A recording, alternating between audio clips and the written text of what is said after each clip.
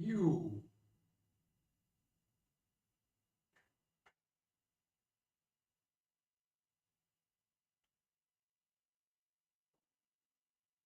That's nasty, chat.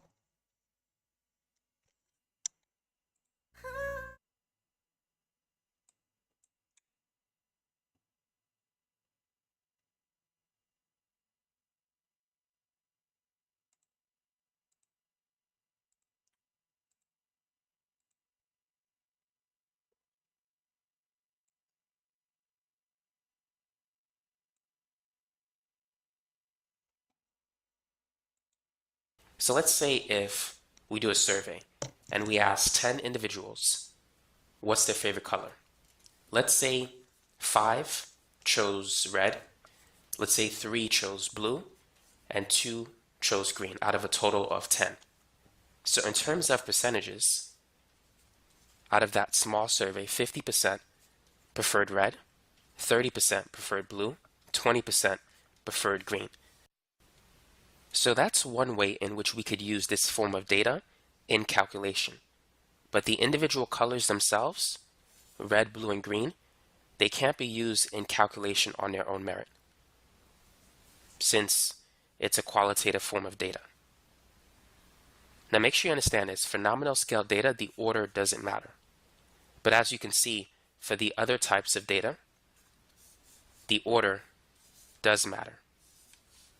So let's talk about the second one, the ordinal scale data. So this type of data is typically used to rank basically things. Let's say if you have a race, there's a first place winner, there's a second place winner, and there's a third place winner. In this case, this would be an ordinal scale data because the order matters. However, the differences cannot be measured. The difference between first and second place is not the same as the difference between second and third place. Now, if you're looking at numbers, 2 minus 1 is 1, 3 minus 2 is 1. But that's not the way in which we should really look at it. To illustrate this, we could say that in a race, the person who got first place, let's say he took 4 minutes and 53 seconds to arrive at his destination. And let's say the person who was in second place took 4 minutes and 55 seconds. So as you can see, the time for these two individuals is very close. Now the third place winner, he might have taken a longer time. Maybe he took 6 minutes and 2 seconds. And so the difference between the first and the second place winner is much different than the difference between the second and the third place winner. And so if you don't have the time, you can't really use this data to measure the difference. So this is an ordinal scale data because differences cannot be measured unless you're given this data. So let me give you another example of an ordinal scale data. So let's say if we're ranking experiences, and let's say the options are the form of measurement. It's categorical, so it can include names, colors, labels, and things like that. So for instance, we could assign a 1 to the color red,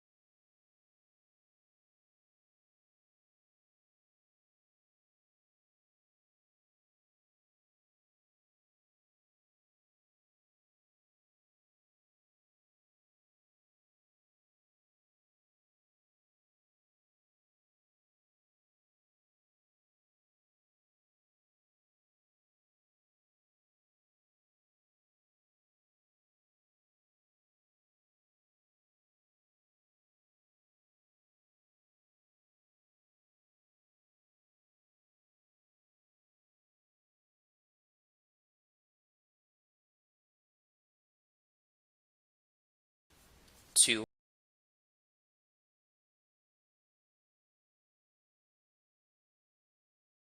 to the color blue, 3 to, let's say, the color green, and the order in which we place it really doesn't matter. Red doesn't have a higher quantitative value than blue.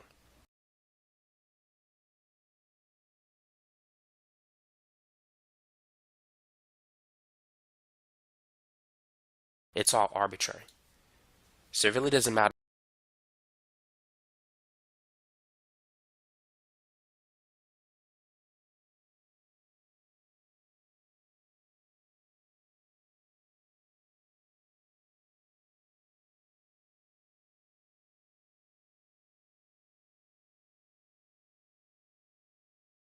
Arbitrary.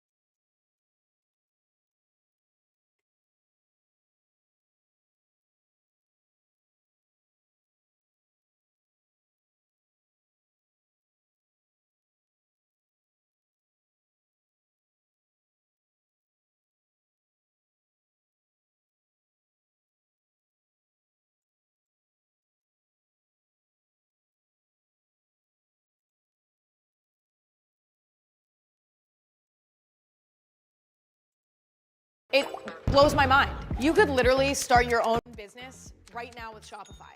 It's incredible. With Shopify, it's easier than ever to do it in a professional way, where it actually looks legit. Start your free trial at shopify.com. Cheers.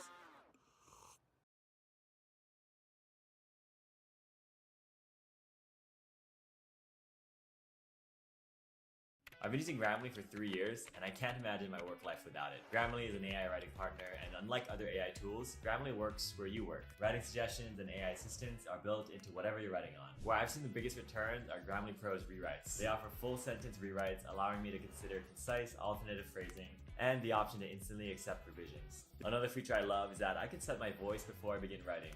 I can set formality ranging from casual to formal.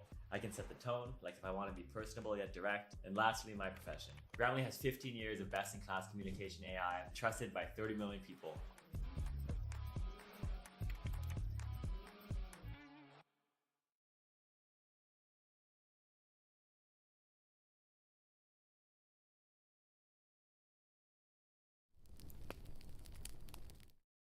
Welcome to R, an Introduction.